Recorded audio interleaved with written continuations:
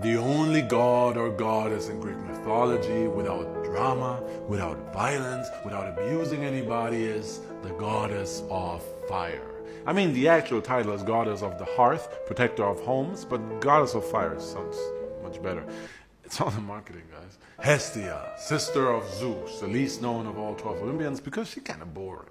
But her life sure didn't start boring. Hestia's father ate her at birth, along with all her other siblings. And after Zeus freed his brothers and sisters, all the siblings had a bond that was so unbreakable and so pure that her brother Poseidon wanted to have sex with Hestia. You know, I always blame Zeus for being the worst of them all, but I swear Poseidon's just as bad, without any of the good that Zeus actually sometimes does. Also, Hestia's nephew Apollo wanted to get in on the action too, but Hestia saw what all that sexting and incesting did to the other gods, so she said no, and took a vow to remain a virgin forever, a vow that Zeus blessed and made sure would never be broken. Very surprising that Zeus passes up on a chance to impregnate a family member, by the way.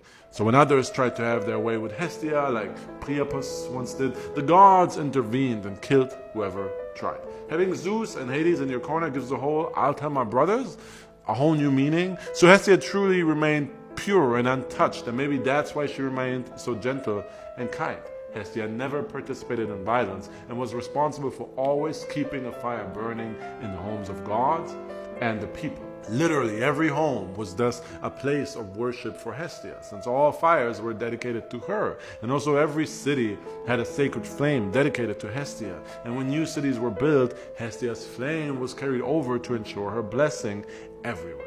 Those sacred flames were cared for by dedicated priestesses, but ironically, it was only those flames that were a place of worship, since through fires, Hestia was present everywhere. Anyway, there were no dedicated Hestia temples. Because, you know, every temple dedicated to any deity had to have a fire, and that was dedicated to Hestia. So, in a way, she was the most omnipresent of all the gods and goddesses. Hestia was so dedicated to a pure life of performing her duties that she wasn't really fun to hang out with. And that's probably why Dionysus eventually replaced her as one of the 12 Olympians. I mean, like, who's more fun at a divine party, the god of drinking or the goddess that tends to fires?